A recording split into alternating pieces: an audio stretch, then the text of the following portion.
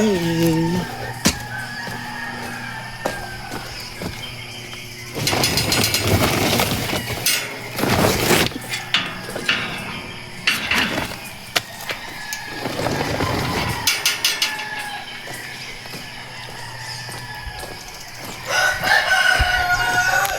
Good morning, guys.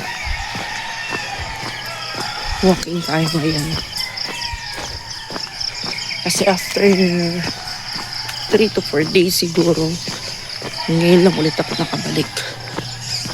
Bali pang 2 days. After 4 days or 3 days na napahinga.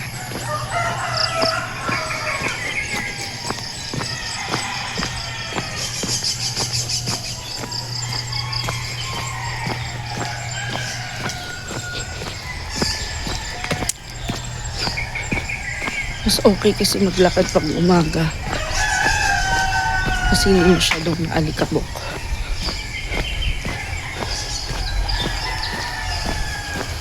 Yung problema ko lang pag umaga.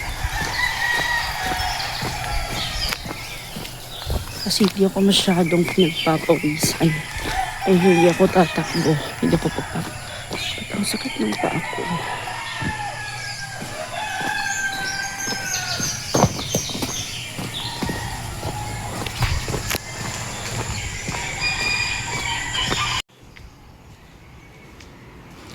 Wow.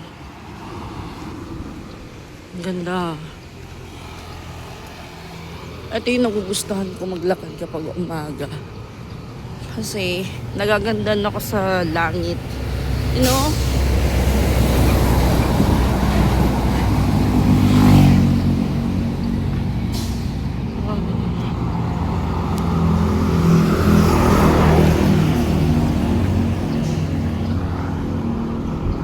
Pag umaga, yung mga sasakyan kapag umaga ang bilis. Kaya kailangan nasasalubong mo yung sasakyan, hindi mo tinatalikuran. Kasi kung tatalikuran mo yung sasakyan, hindi mo makikita. Napunta na pala sa'yo. Diba? Sakit yung paa ko. Nagpalit kasi ako ng sapatos. Yung ginamit ko yung binili namin ni G na may 1 day one. Ito naman kasi yung nakasanayan kong suotin before pa dumating si Camel.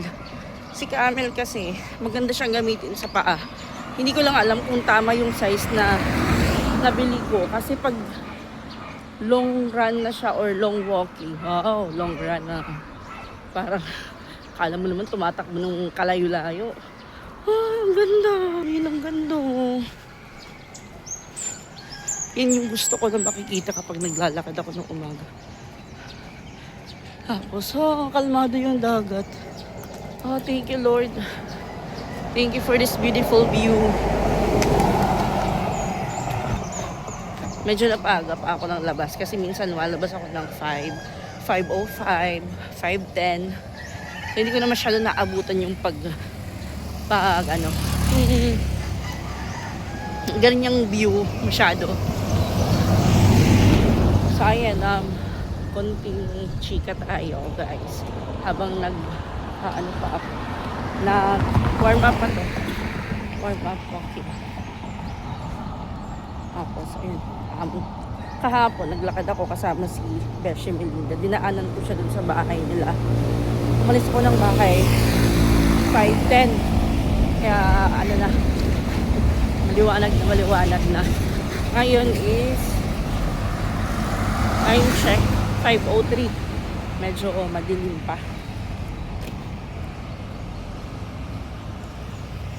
Tumigil muna ako mag-gym 4 days na ata. 4 days na. Kasi yung right tuhod ko sumasakit. Hindi ko alam kung may kulang sa pagkain ko. For sure may kulang sa pagkain ko. And then siguro may nakain ako. Ang sakit ang paa ko. Hindi ko may enjoy yung walking ko this morning. Ano ba? Sumikip pa yung paa ko. Kasi feel ko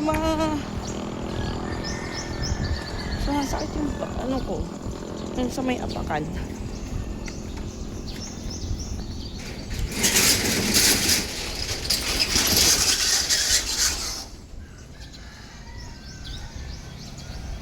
Mamaya-maya, pag naka 15 to 20 minutes na ako nag-walking, tatakbo ako. Yung ano lang, hindi sobrang bilis, sakto lang. Para pagpawisan ako. Pero pag naglalakad ako ng mabilis, pinapapawisan ako after. So ngayon hindi ko na nadaanan si Beshi Melinda kasi baka late na siya natulog kagabi. Ako nga late na rin ako natulog kagabi, 11. Usually pag nag-gym ako, natutulog ako ng 9 or 10.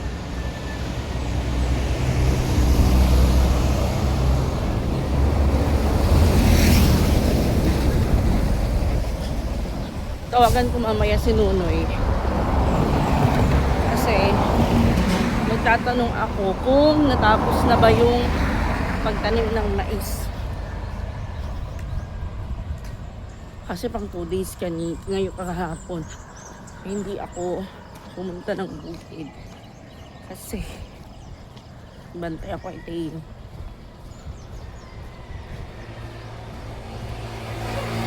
Herma lang yung pumunta doon. Baka kasi umulan. Kaya iniiwasan ko muna magpaulan ngayon dahil meron kaming sinalihan ni Jing na fun run event. Fun run ng ITI. Andun si Papa P.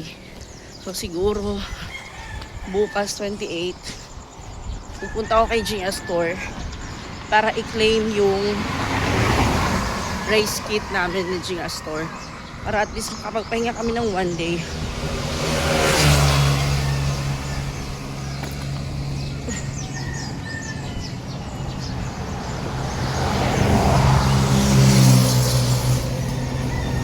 Sa mga nagtatanong kung ilang kilo na lang ako ngayon, 96 kilo na ako ngayon. So nabawas sa akin is 11 kilo na. Almost 2 months. Kasi nag-start kami ni Gia Store. Sabay kami. April 12. April 11 yung birthday ni husband ko. Tapos start kami ni Jing 12. Start kami mag-walking, jogging sa Gia Store. Yung nagikayat sa akin. Ayun, sa umpisa magasto. Hanggang ngayon. Magastos siya guys kasi hindi na kami gumagastos masyado sa pagkain. Pero dito naman kami sa mga gagamitin namin. Ako, kasi kailangan kong bumili ng dry fit na damit, shorts na pang walking, pang gym. Alangan naman magmaong ako, punta ako ng gym. Tapos bibili ako ng mga sports bra. Magastos.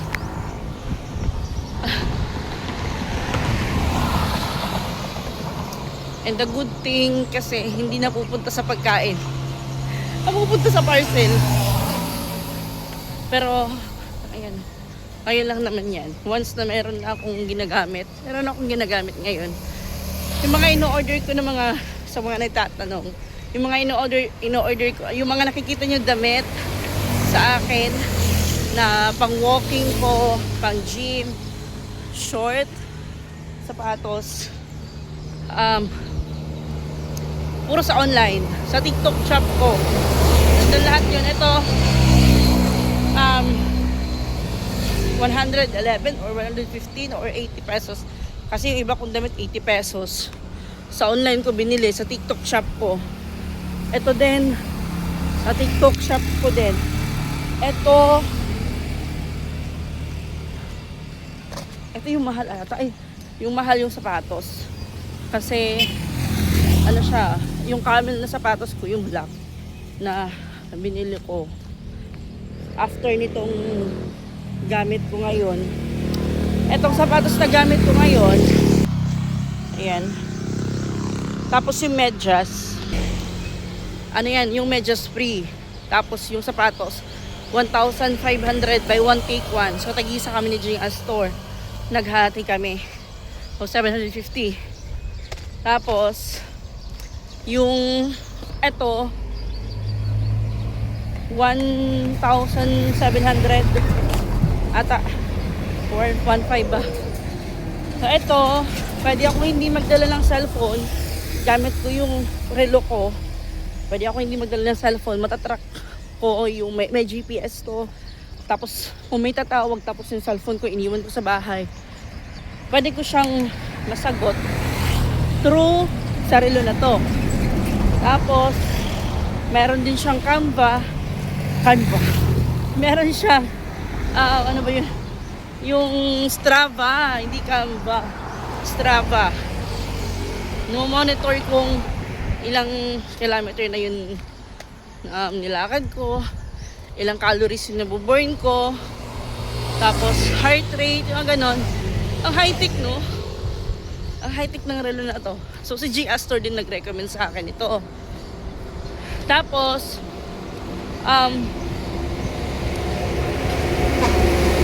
syempre last month nagkapera tayo, binigyan kami ni Tita S ng tag 5,000 sa amin ni G Astor.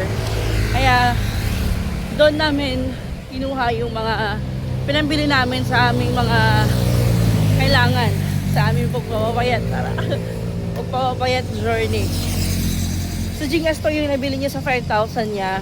I think bumili siya ng sapatos Camel. Kaya doon ako nabudol. Napabili din ako ng sapatos na Camel. Which is hindi naman namin pinagsisisihan kasi good quality naman siya. Then para siyang original, guys. Andan yung nabili ko. Meron pa siyang freebies na top. Sombrero. Ginagamit ko yun kapag hapon ako naglalakad.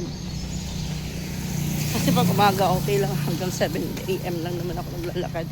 Pag sobrang init na, sumasakay na ako. Tapos, yung mga nabili ko, mga damit. Tapos binigyan din ako ni Mayora ng 1,000. Ginamit ko rin sa, binigyan niya ako ng allowance sa puntang Tacloban. Bili ko rin yun ng damit. Dami ko ng damit. Siguro, nasa, yung damit ko siguro nasa mga 5 or 6, 7. Tapos, yung short ko nasa mga 5. Yung short kasi medyo mahal siya. Sa 200 plus. Tapos, plano ko naman next naman nabibilin ko yung leggings. Yung mga na, kasi ang itim na, sabi ni mama, ang itim na ng paa ko. Ang itim na ng legs ko. Kasi, puro daw ako short. Tapos ang init-init minsan daw. Naabutan ako ng, minsan daw alas ako ng alas 3. Ang init-init tapos naka-short lang daw ako. Kaya maitim na yung bagtak. Tapos, ayun. Hindi madali. Ayan, grabe. Tapos, alam mo yun, ang bilis. Ang bilis mo dagdagin ng timbang mo. No, kakain ka lang. Mga isang araw ka lang mag-cheat day, 2 araw. Yung timbang mo, babalik na naman. Nakaka-stress kasi, alam niyo yun, halos pagkatapos kong kumain or before ako kumain, magtitimbang ako. Nagkakibliw. Pero okay din yun na pagkatapos kong kumain, magtitimbang ako. Before kumain, magtitimbang ako. Kasi parang ko yung sarili ko na hindi ako kakain kasi mamay, babalik na naman yung timbang ko. Tapos, ayun, siguro Saturday and Sunday cheat day ko. Saturday, pumunta ako kay Sir Drew. Kumain kami dinner. Tapos, alam niyo, 86 na ako. Bumalik ng 87. Pero okay lang yan. Hindi ko in-stress yung sarili ko sa timbang ko. Nag-aano ako sa kanin ko. Binabawi ko sa pagkain ko. Kagabi, itlog at saka breast part ng manok lang yung dinner ko. Pero, alas 8 na yun eh. Kaya sabi ko, mamaya, ngayong araw, kakain ako ng breakfast ko, dapat 11 or 12. Kailangan ko na naman masanay, ganong oras. Kasi ngayon, nasasanay ako na kumain ng alas 9. Alas 10. Dapat fasting ako ng ilang oras. Dapat yung kain ko 11 or 12. Para masanay yung katawan ko na mahaba-habang fasting. Dito na ako sa bridge. Hindi ako masyado nakakapag-vlog araw-araw. Hindi ako masyado nakakapag-upload araw-araw. Kasi wala naman akong masyadong activities na ginagawa. Maglalakad lang. Maglalakad sa morning, maglalakad ng hapon. Kaya hindi ako nakakagawa ng content, guys. Kaya pagpasensyahan niyo muna ako ngayon. Kasi, yun nga, hindi ako nakakagawa ng vlog. And then, kung wala lang siguro, kung wala lang kaming sinalihan ni Jing Astor na fun run, siguro, umuwi na ako ng Tacloban. Pero, kasi meron akong appointment doon sa Tacloban, kailangan ko munang asikasuhin yung obligasyon ko dito sa Cebu. Laantay ko muna na yung baboy maiay para ang gandang ba ang guys. Picturean ko nga siya. Ano siya, metal cutting. Yan yung mga nauusong bahay ngayon. Yung yero, yung dingding. Oh. So, I'm planning na umuwi ng June para mapaayos ng mapagawa ng boarding house doon sa Tacloban. Kaya inaantay ko lang na maiay yung baboy para tapos umuwi ako ng Tacloban. Then syempre mga ano lang yun, mga isang buwan tapos na yun. Kasi hindi naman gaano kalaki na boarding house yung ipapagawa namin. 4 na kwarto lang siya. Then pang low budget. Kaya hindi ako masyadong matatagalan doon. Oh, balimbin. Tambis. Season ngayon ng tambis at saka mangga. Yun nyo. Hindi na ako sa tulay. Hindi ko namamalayan. So ilang kilometer. Ayan o. 17 minutes. 10.8 PM. Wala. Ayan o. Ba't walang ano? Okay. 1.27 kilometer and then 166 BPM. And then calories is 60. Dami mangga.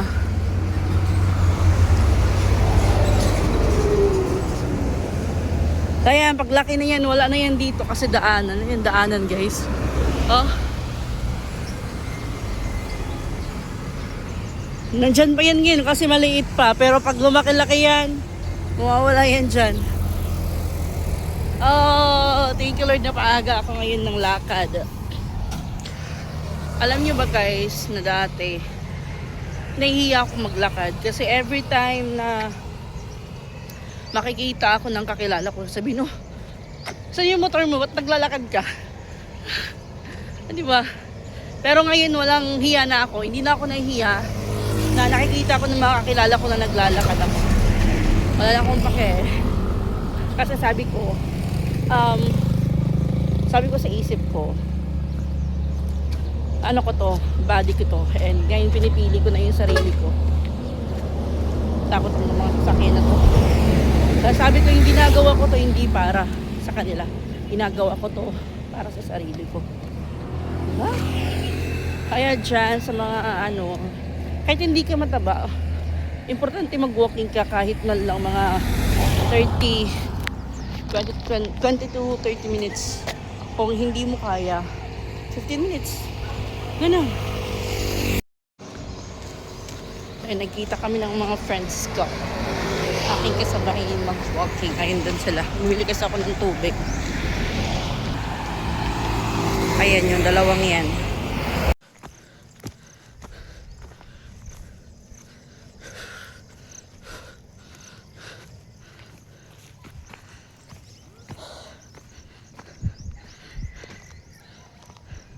Ang tapuhon.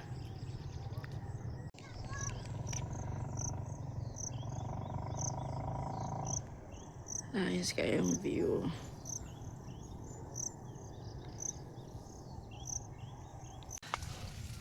Ay, kayo, umuulan na. Umuulan na, guys. Ayan o.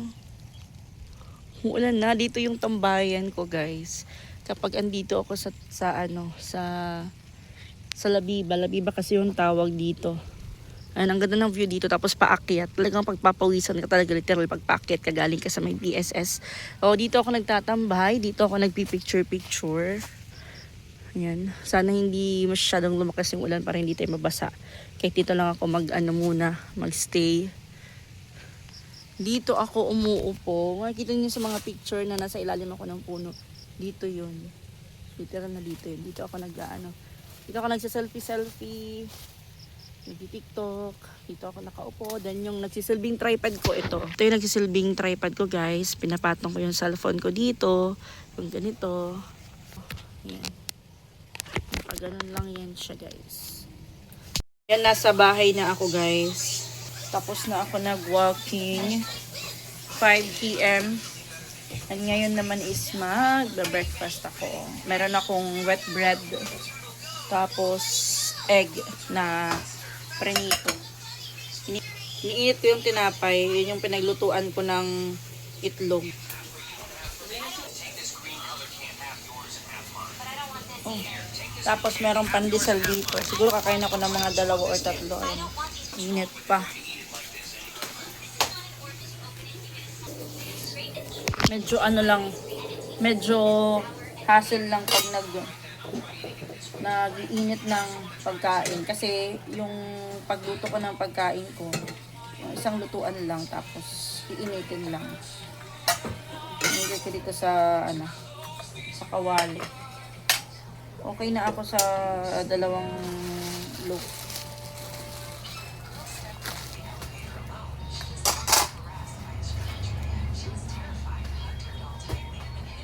Kain tayo. Wow! Stiyo.